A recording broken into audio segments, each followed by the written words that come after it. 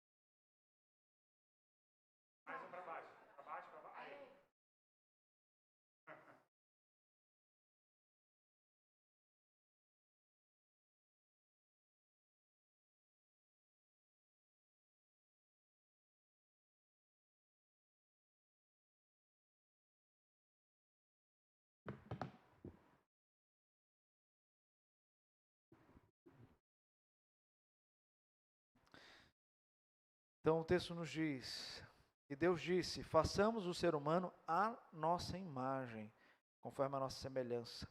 Tem ele domínio sobre os peixes do mar, sobre as aves do céu, sobre os animais domésticos, sobre toda a terra e sobre todos os animais que rastejam pela terra. Assim Deus criou o ser humano à sua imagem, a imagem de Deus o criou, homem e mulher os criou. E Deus os abençoou e lhes disse, sejam fecundos, multipliquem-se, encham a terra e sujeitem-na.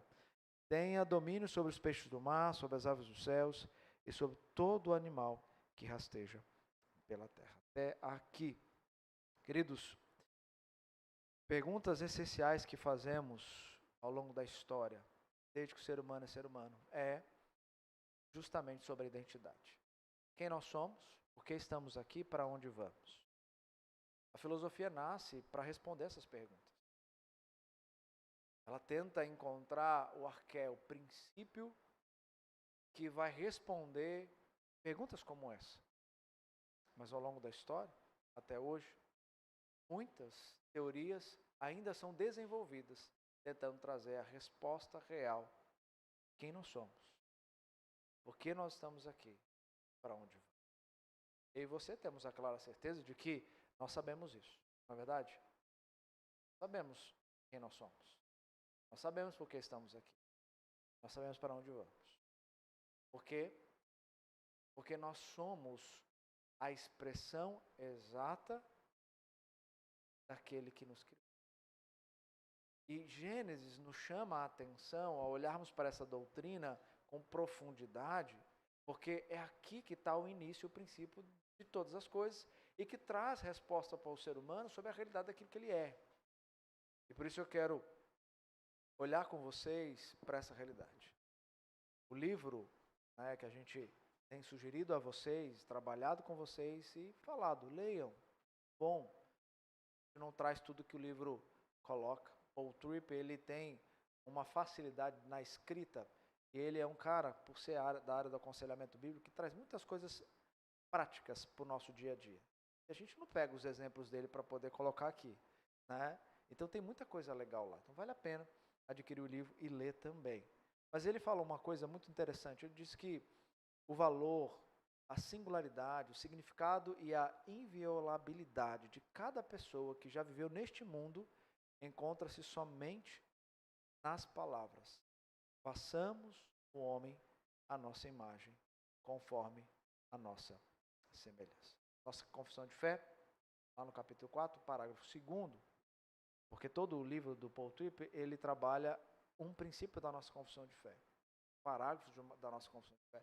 E ali, capítulo 4, parágrafo 2º, ele traz aquilo que de fato é a realidade nossa, como criaturas do nosso Criador, o nosso Senhor. Mas para entrarmos nesse assunto, uma coisa é importante a gente ter em mente sobre a doutrina da imagem de Deus, ou Imago Dei, que nós vamos compreender à luz da imagem desse Deus em nós. Algumas coisas que a gente precisa entender antes de caminharmos no aprofundamento do que propomos aqui. Passa aí o dedinho aqui. Pode passar. Vou passar mais um. Essa é a estrutura que a gente sempre precisa ter em mente quando nós olhamos para a história da redenção. E a doutrina da imagem de Deus traz isso para nós. Nós temos na criação, como lemos aqui em Gênesis capítulo 1, a imagem original, que Deus criou em Adão e Eva. Nós sabemos que por conta da desobediência de Adão, essa imagem foi pervertida, adentrou a queda. Essa imagem não foi perdida nem aniquilada, ela foi pervertida, é como um espelho quebrado. Trincado, perdão. E depois nós temos na história bíblica a revelação de Gênesis 3,15 daquele que virá para pisar na cabeça da serpente, com o objetivo de salvar um povo. E a esse povo, a imagem que estava pervertida, ela será renovada, mas não estará completa.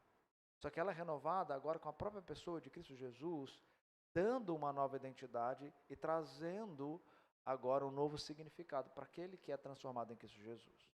Essa imagem então é renovada.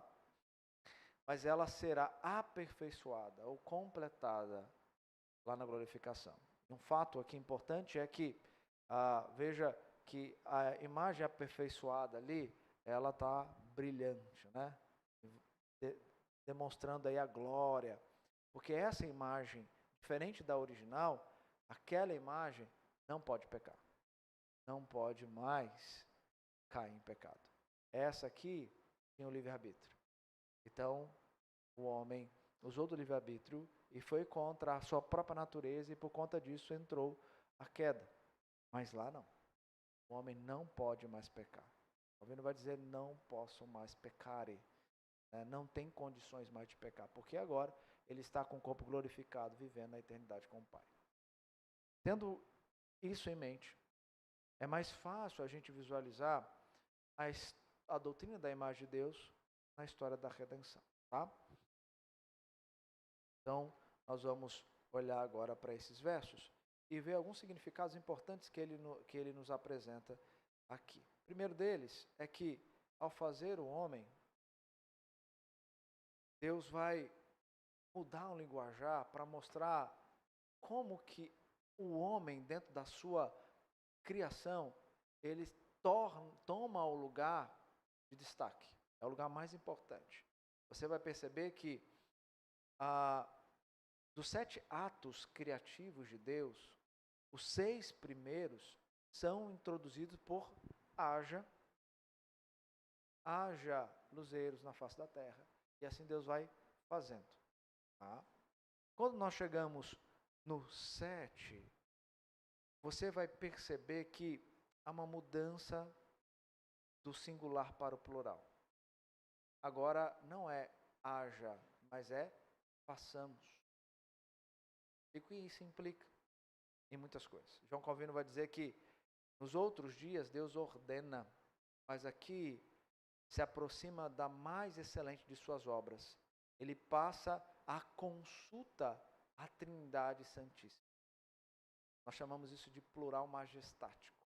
É quando há uma ideia de diálogo na própria Trindade. Deus Pai, Deus Filho, Deus Espírito Santo, dialogando entre eles. Agora é um momento solene. Agora não é apenas Deus dizendo, haja e as coisas passando a existir. É Ele com toda a essência daquilo que Ele é, dizendo, vamos fazer o homem. Mas esse homem não será como qualquer outra criatura, porque ele vai carregar agora a minha imagem. Ele vai ser a minha semelhança. E é isso que Deus fez. Deus fez uma criatura, porém essa criatura, ela difere-se de todas até aqui criadas. Por exemplo, falando dos animais, você perceber na leitura da narrativa, Deus vai agrupar todos os animais, dizendo, conforme a sua espécie. Não é isso? Lembra quando vocês leram o texto?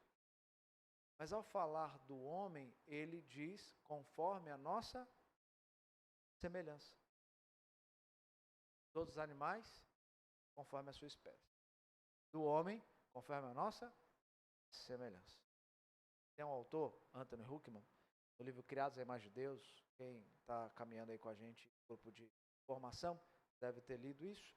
Ele vai dizer o seguinte, uma criatura significa dependência absoluta de Deus e ser uma pessoa dependente de uma dependência relativa. Ser uma criatura significa que não posso mover um dedo ou pronunciar uma palavra à parte de Deus. Ser uma pessoa significa que quando meus dedos são movidos, eu os movo e que quando as palavras são pronunciadas por meus lábios, eu as pronuncio. Sermos criaturas significa que Deus é o olheiro e nós o barro. Sermos pessoas significa que nós mesmos é que moldamos nossas vidas pelas nossas próprias decisões, intercambiada pela nossa livre agência. Ou seja, como pessoa, nós recebemos Deus a liberdade agenciada pela nossa natureza para tomarmos as nossas decisões. Mas há um fato importante de compreensão bíblico-teológica para mim e para você. É que, ao fazer isso, Deus deixou algo em nós para que pudesse evidenciar a glória dele como Deus Criador. E é isso que Huckman está dizendo. Nós não somos meras criaturas de Deus. Nós somos as criaturas que têm condições de ter as suas faculdades volitivas.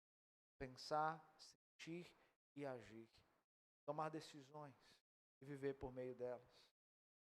Então Deus não cria mais uma criatura, agora Ele cria uma pessoa. Uma pessoa com racionalidade, vontade, capacidade para se relacionar com Deus e com o seu próximo. Nós somos portadores de traços comunicáveis do próprio Deus. Sabe, quando nós falamos que temos que amar as pessoas, esse amor não nasceu como algo intrínseco no ser humano. Esse amor, o amor verdadeiro que provém do Pai, é um amor que Ele doa no meio da obra de Jesus.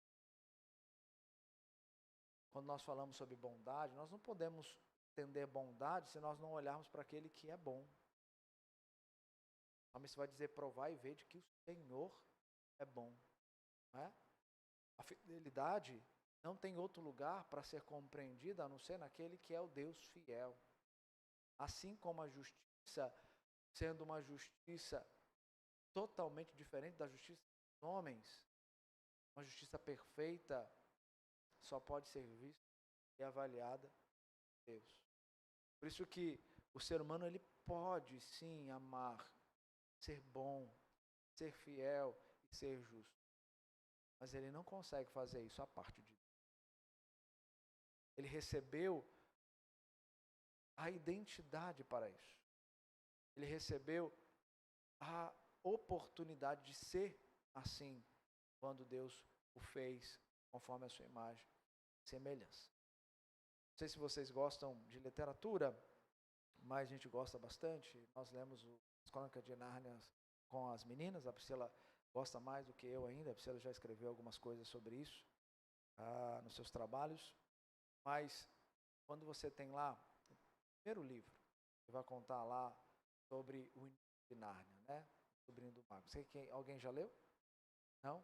Já leu? É muito interessante quando você lê sem ter a percepção que os filmes nos mostram, né? Porque esse livro, inclusive, não tem filme, mas estão querendo lançar um filme, mas estão querendo estragar, né? Estão querendo colocar a voz do Aslan em uma mulher. Já começam a estragar, daí pra frente não tem como, tá bom. Mas lá nós temos Aslan criando Nárnia. E é interessante que é análogo àquilo que está aqui representado em Gênesis. Porque ele cria Nárnia com um canto. Deus cria com a sua palavra. Ele cria com um canto. E quando ele cria com um canto, a terra começa a borbulhar. O que sai da terra começa a borbulhar? Sai os animais. E algum dentre esses animais, Deus, Aslan, ele escolhe. E coloca-os no mesmo tamanho que ele. E depois disso, ele vai reunir eles. E esses agora reunidos diante de Aslan, que tem o seu mesmo tamanho, eles vão receber um sopro prolongado, e o texto vai dizer lá, prolongado e cálido. E aí então eles começam a ter vida, e Aslan vai dizer, Nárnia, Nárnia, desperte, ame, pense, fale. Ele mostra que esses animais, eles receberam a função cognitiva, a racionalidade, ser de fato não apenas criaturas, mas naquela representação eles são pessoas, porque recebem sopro de vida. Esse sopro de vida, eles estão sendo agora conforme a imagem e semelhança do leão que Aslan. Não vale a pena ler as Crônicas de Nárnia. Queridos, é importante a gente aprofundar essa realidade, porque tudo resume a criação. Tudo que somos resume a criação de Deus. O Tripp vai dizer algo a esse respeito e vai dizer: as palavras feitas à imagem de Deus constituem a definição fundamental de quem somos. E nessas palavras encontram-se imbuídos a identidade humana, o significado e o propósito humanos, a definição de como os seres humanos devem funcionar e um indicador que aponta para o destino humano. A identidade humana foi carimbada pelo Criador em todos nós. Todos os outros marcadores identitários submetem-se a este, feito à semelhança de Deus. Logo, não há nada mais básico que possa ser dito sobre cada ser humano que já viveu, a não ser foi feito imagem, semelhança de Deus. E isso muda tudo. Sabe quando cantava-se aquelas músicas que já não canta mais, né? Você tem valor, o Espírito Santo se move em você. Essa música tem vários problemas, né? Mas uma pergunta muito importante que nós precisamos fazer, que às vezes a gente não consegue responder, é quando nós perguntamos para nós mesmos se nós temos algum valor. Por quê? Quando você é humilhado, quando você é baixado, nada pelos seus, mas ainda por aqueles que estão do nosso lado, que tem um poder muito maior na fala, nós passamos a acreditar que também nós não temos valor, verdade? Não sei se você já passou por isso, mas muitos com marcas passaram por isso. Se perguntam se tem valor. Mas isso é algo falso, dado pelo ser humano a você. Na Escritura eu tenho algo que é verdadeiro e absoluto. E nada muda. Você tem valor, não por aquilo que você faz, não por aquilo que você é, mas por aquilo que o seu Criador fez ser. O fez ter a semelhança. Por isso o teu valor não estão nas coisas que você envolve, que você passa a ter como um bem material ou coisas fins, mas pela sua adoração. Deus te amou para ser. Então nós temos que combater essa falsa crença com uma verdade absoluta. A verdade absoluta, ela é para nós valorosa. Ela revela que eu e você, nós temos valor sim. Então, não somente eu e você, mas todo ser humano, mesmo aquele que não confessa Cristo como Salvador, ele também tem valor. Porque esse que confessa Cristo como suficiente Salvador, nós sabemos que o valor dele vai além daquilo que é ele ser conforme a imagem e semelhança de Deus, porque agora ele também recebe a habitação do Espírito Santo. Mas aquele que não tem o Espírito Santo habitando nele, ele tem valor. Aquele que é ímpio, ele tem valor. Tem valor. Porque Deus não fez apenas aqueles a quem ele salvou, conforme a sua imagem e semelhança. Fez toda a raça humana. Também tem valor. Logo, todo ser humano, ele é essencialmente religioso. Se ele foi criado conforme a imagem e semelhança de Deus, ele é um ser religioso. Por isso que Calvino vai dizer que todo ser humano tem a semente da religião. Por quê? Ele foi criado com essa disposição. Ele precisa adorar algo ou alguém. Ele precisa buscar um ser a ser adorado. Por isso que muitos criam imagens. Quando não confessa a Deus como Senhor da vida, imagens. Fazem com as suas próprias mãos o objeto da sua própria adoração. Ou, de forma idólatra, também cria outras coisas no coração. Todo ser humano, ele tem essa busca por adoração. Por isso todo ser humano é religioso.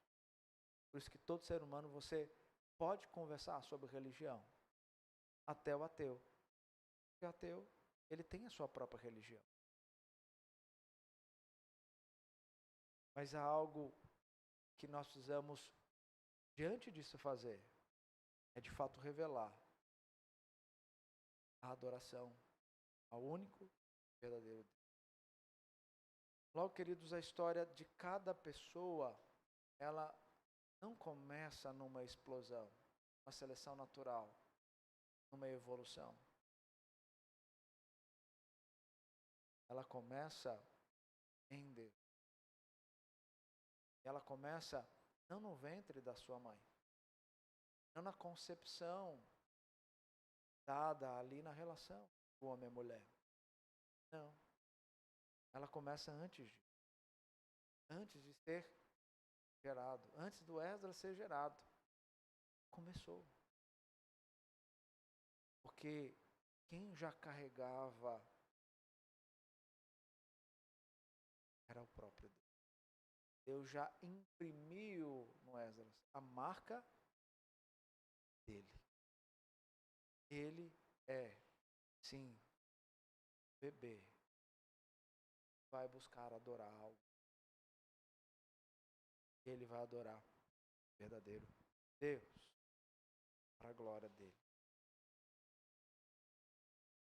Logo, então, nós precisamos compreender que o ser humano, ele foi criado por Deus para um fim. O fim que Deus criou é para que esse ser humano possa ser o seu representante sobre a terra. Então, Deus dá propósito para ele. Qual é o propósito que Deus estabeleceu? O texto vai dizer para nós que esse representante, ele recebe agora um propósito que é uma missão. E essa missão é, o texto vai dizer, que é dominar e sujeitar a criação. Por isso que foi, por último, depois de Deus criar toda a sua estrutura, colocar vida, ele vai criar o homem, representando agora ele mesmo como Deus, no cuidado, no cultivo e no governo de toda a criação. Deus deu ao homem essa representação. É dado ao homem esse propósito. Esse domínio, ele não é qualquer domínio. Esse domínio não é uma mera exploração. Esse domínio é um dado representativo.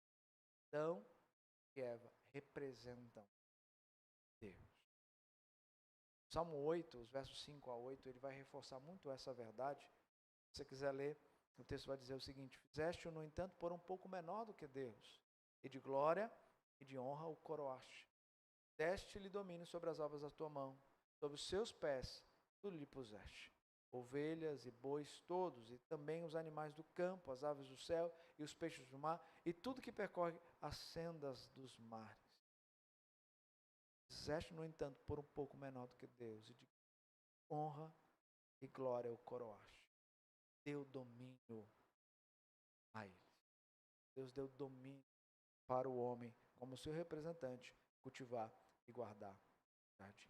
Francis Schaeffer, no seu livro sobre Gênesis, ele vai dizer algo muito interessante. Ele vai dizer o seguinte: o próprio domínio é um aspecto da imagem de Deus, no sentido de que o homem, sendo criado à imagem de Deus, encontra-se entre Deus e tudo que Deus decidiu colocar sobre o homem. Como ser criado, o homem não é mais elevado que tudo que foi criado, mas como ser criado à imagem de Deus, tem responsabilidade de conscientemente cuidar de tudo o que Deus colocou sobre o seu corpo. Não é superior, mas ele representa algo, representa alguém. Ele tem nessa representação a autoridade de governar todas as demais criaturas. O texto vai dizer o que está sobre o domínio do homem. Deus fala aqui na narrativa. Ele vai dizer domínio sobre os peixes do mar, e sobre as aves dos céus, e sobre o gado, sobre toda a terra, e sobre todo réptil que rasteja e se move sobre a terra. Logo mais à frente, já no finalzinho do capítulo, ele vai incluir na condição de sujeitar também as ervas.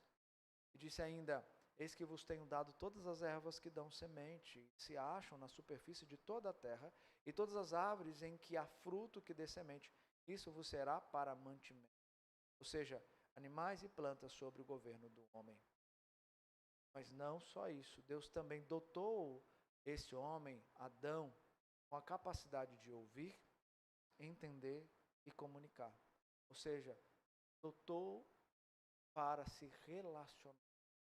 Deus cria o homem, dá uma ordem específica para ele, cultivar e guardar o jardim. Depois que a mulher é criada, Adão comunica à sua mulher essa missão. E a ordem, inclusive proibitiva, de não comer do fruto. Como Eva pôde responder à serpente? Porque ela ouviu isso de Adão. Ela ouviu isso do próprio Adão, que recebeu de Deus a função de comunicar, de governar também a própria esposa. Outro ponto interessante é o fato de Adão dar um nome aos animais. Por quê? Porque isso implica algo mais profundo. Os nomes comunicam a essência daquilo que é. Adão deu nome aos animais que conhecemos hoje. Adão não só deu nome aos animais, mas Adão também deu nome a quem? A Eva, a mulher. Deus não chamava a Eva de Eva.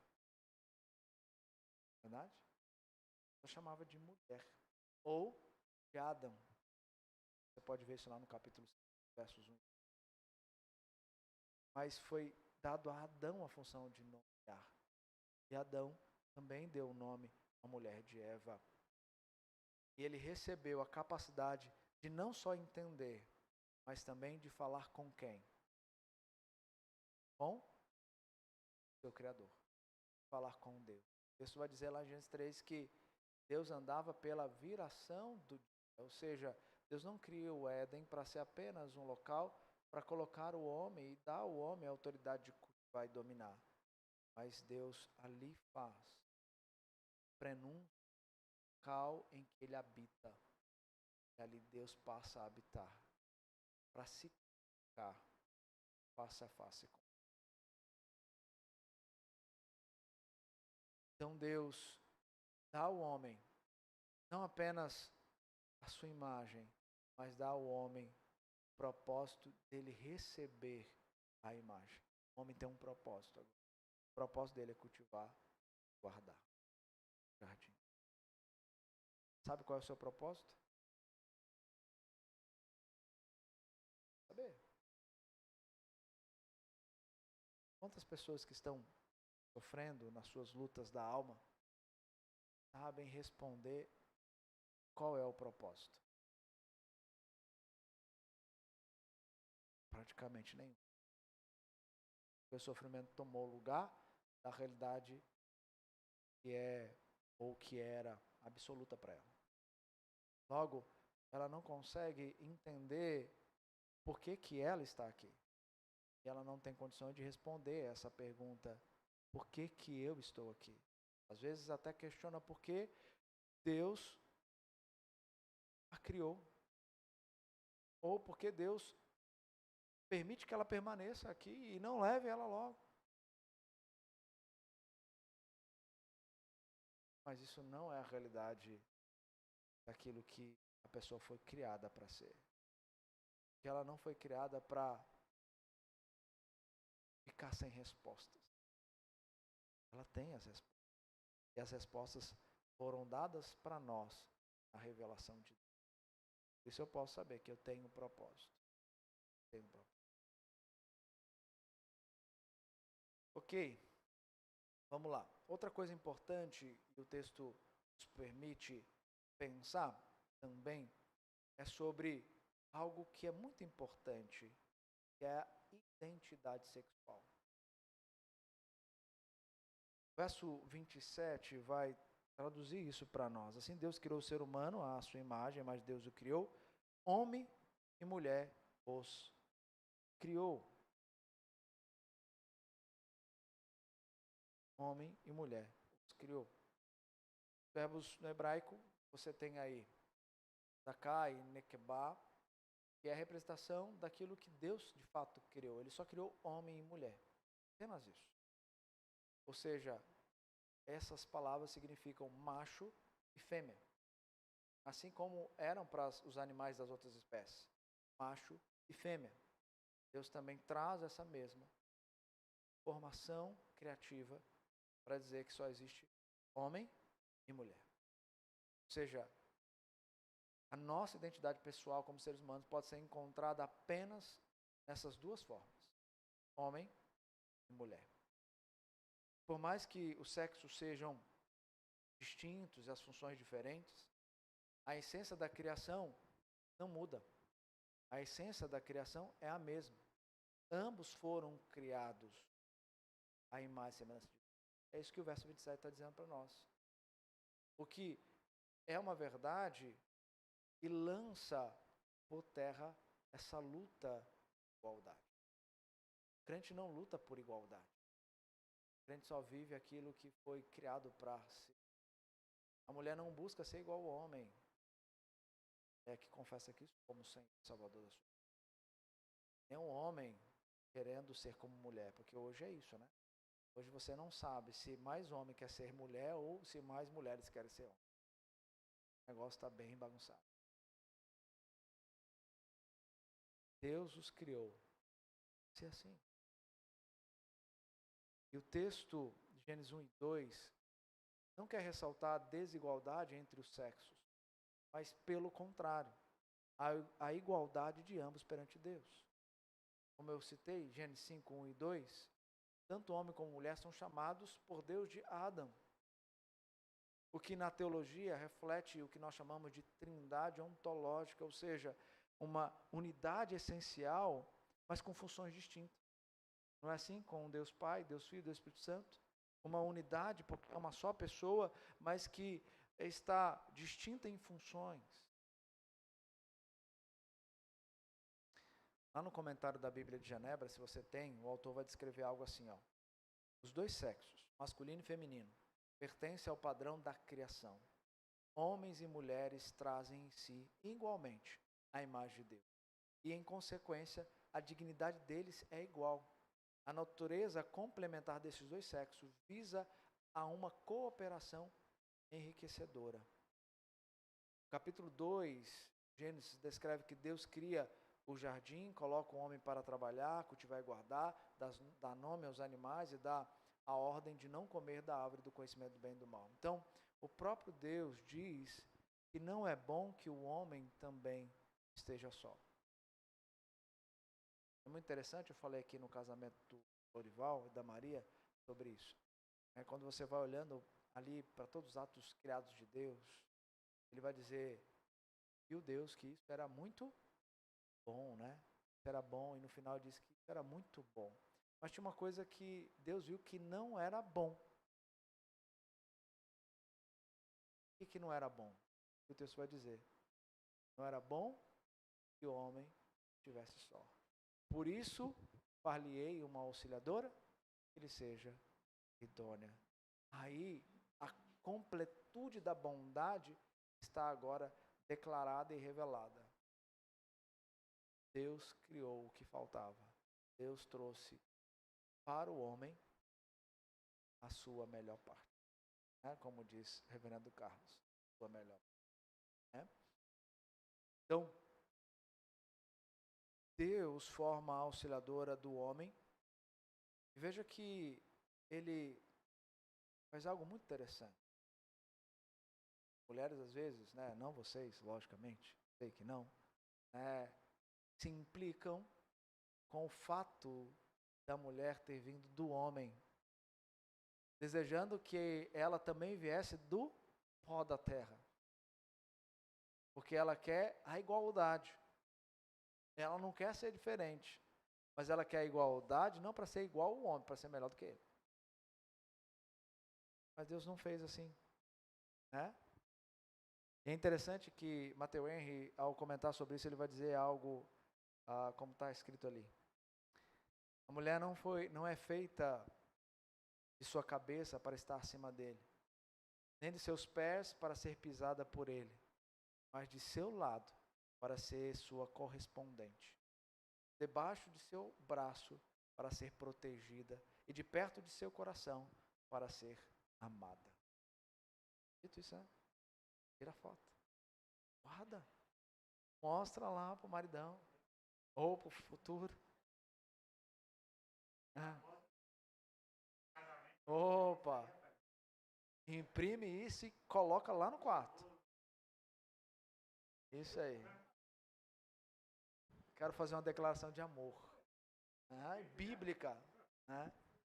Então, perceba a identidade sexual do homem e da mulher na criação.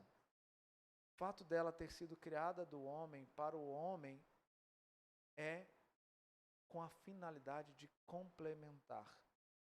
É unidade para realizarem agora o mesmo propósito.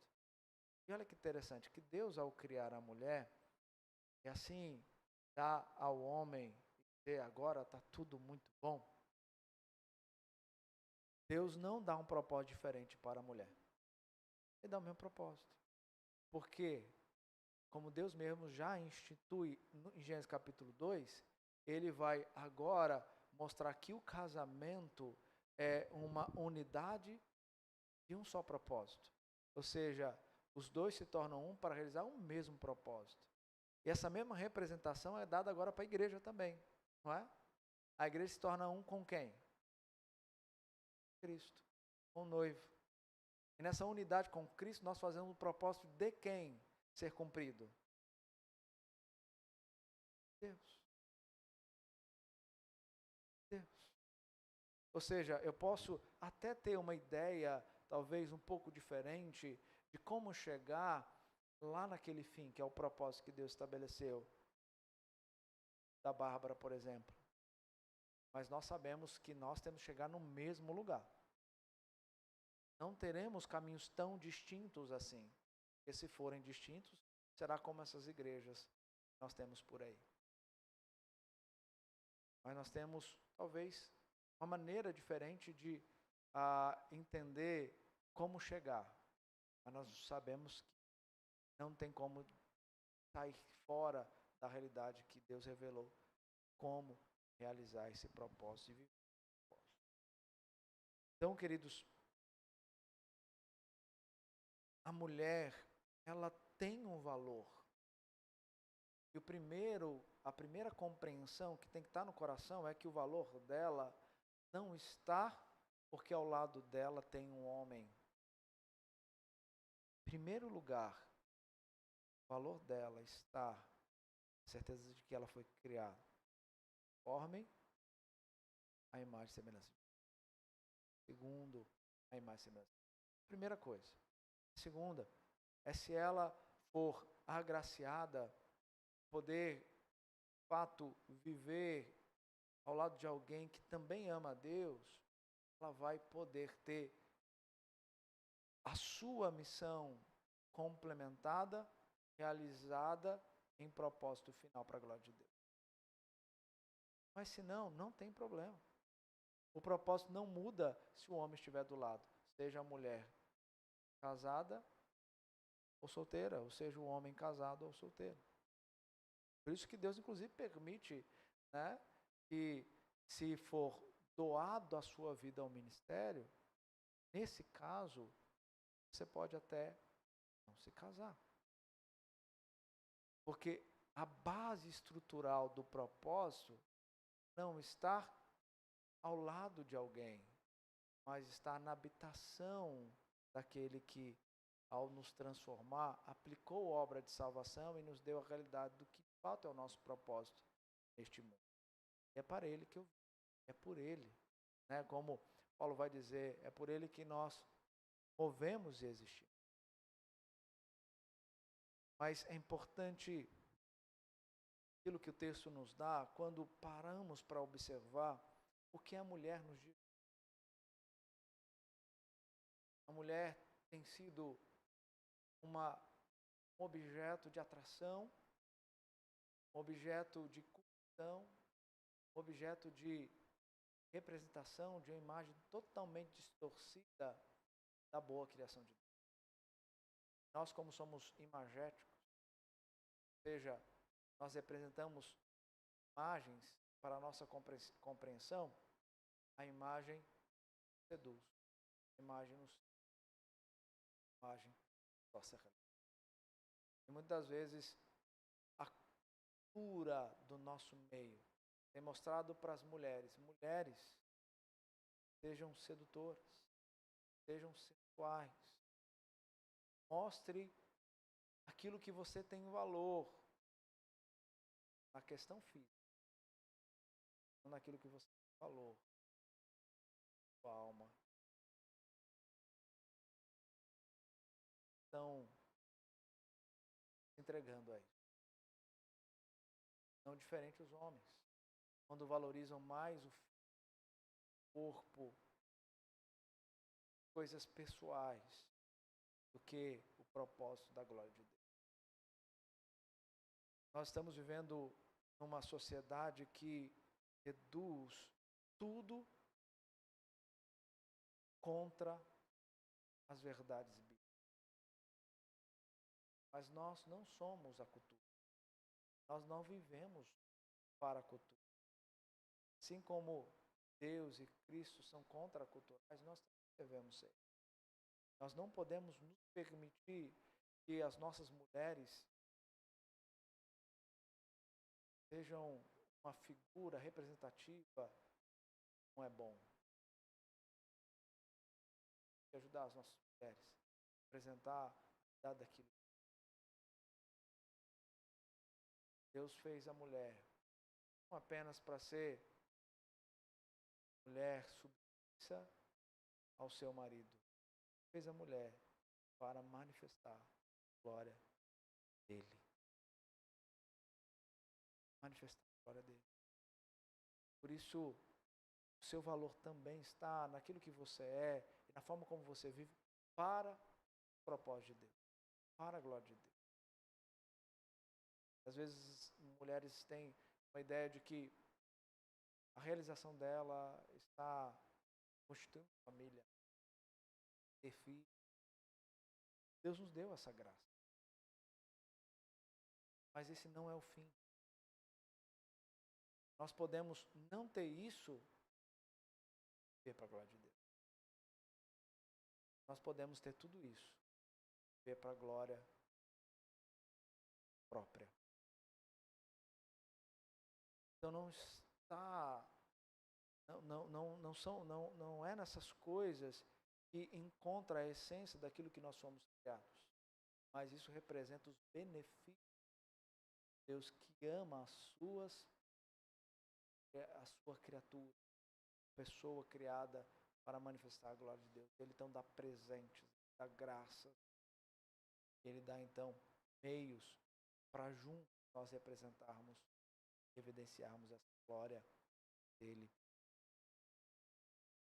Então, a nossa teologia, a teologia da imagem de Deus, todas as pessoas devem influenciar radicalmente a maneira como vemos, reagimos contra a sociedade, mas em direção ao propósito que é evidenciar a glória. E não tem como nós falarmos sobre isso, não olharmos para Cristo. Pois a imagem de Deus, ela se expressa na imagem perfeita, na imagem de Cristo Jesus. A expressão mais plena da imago Dei aparece em Cristo. Nele a imagem não está danificada. A imagem é perfeita, santa e completa. E Ele é o alvo da nossa restauração. Por isso que a Escritura vai dizer que nós estamos caminhando para sermos cada vez mais parecidos, esse processo de santificação, com quem? Com a imagem perfeita. Com Cristo Jesus. Nós estamos no processo de santificação para, de glória em glória, como Paulo vai dizer em Coríntios, de glória em glória, sermos cada vez mais parecidos com o nosso Salvador, com Cristo Jesus. A imagem de Deus se expressa com mais poder e se vê mais plenamente em Jesus Cristo, o Filho de Deus, o Filho do homem, aqui na terra, aquele que se encarnou, que se apresentou diante de nós como o supremo portador da imagem dele. Nele a imagem não está deformada nem danificada de forma alguma. Nele vemos a perfeita expressão da imagem de Deus em cada decisão, cada palavra, cada pensamento, cada desejo, cada aspecto de seu caráter. Tudo isso porque Ele é. No meio da vida, da morte e da ressurreição de Jesus, portador máximo da imago Dei, Deus começa o processo de restaurar sua imagem em todos. A obra de Jesus em nosso favor é uma promessa, uma garantia de que um dia a imagem de Deus em nós será totalmente restaurada. Chegará um dia em que, pela graça de Jesus, teremos plenamente representações reais daquele que vemos face a face. Nós seremos mais plenamente humanos que jamais. Mas é um caminho a trilharmos até lá. como nós vamos viver? A Escritura nos deu o meio para isso. A habitação do Espírito Santo, Ele concedeu a nós a fé. Pela fé, nós podemos olhar para Cristo. Pela fé, nós podemos confessar os nossos pecados. Pela fé, nós podemos buscar graça transformadora. E pela fé, nós podemos aguardar esperançosamente a volta de Cristo. Queridos, falar dessa doutrina não é apenas ter um conhecimento mais bíblico, teológico, da realidade daquilo que Deus é e se revela nas Escrituras. Falar dessa doutrina tem que nos mover a uma adoração mais convicta daquele que criou e nos formou para Ele. Daquele que nos resgatou quando nós estávamos nos nossos delitos e pecados e nos trouxe para vivermos a nova vida, mas não uma vida para mim mesmo, mas uma vida para Ele. A Escritura vai dizer que nós não pertencemos a nós mesmos, mas nós pertencemos ao nosso Senhor. Ao nosso Senhor. E para Ele deve ser devotada a nossa adoração. Porque esse é o fim propositivo da sua vida. Adorar, glorificar seu nome. Ele que decidiu me criar conforme a sua imagem. Nós temos que sair daqui com o desejo de adorá-lo cada vez mais. E querer conhecê-lo mais profundamente. Quanto mais nós conhecemos de Deus, mais perto queremos estar dele. Mais distante do mundo e daquilo que o mundo tenta nos dar como algo que é verdadeiro, mas que nós sabemos que não. Porque o filtro que temos revela para nós, o fato é verdadeiro, puro. Deus nos ajude como filhos dele a vivermos essa realidade daquilo que fomos. Manifestar a glória dele quando pensamos, quando sentimos, quando fazemos o que fazemos, quando escolhemos aquilo que escolhemos, quando nos relacionamos como nos relacionamos. Tudo isso tem que representar essa imagem restaurada em Cristo, pois a nossa identidade tem mais a ver comigo, com as minhas vontades, a ver com Ele, com as vontades dele. É isso que nós comprados e redimidos. Está disposto a viver toda a sua vida para a glória de Deus? Não deixe a sua memória, os seus pensamentos ou pessoas dizer para você: você não tem valor, você não tem propósito, você não é. Isso é balela. A verdade é, você tem valor, propósito, sabe o fim para o qual você foi. Peça essa glória. Chamado para. Bem? Muito obrigado por nos acompanhar até o final deste vídeo. Para receber mais reflexões e ficar por dentro dos próximos conteúdos, te convidamos a seguir as nossas redes sociais que estão na descrição. Alguns vídeos aparecerão na tela caso queira continuar nos assistindo. Abraço e até a próxima.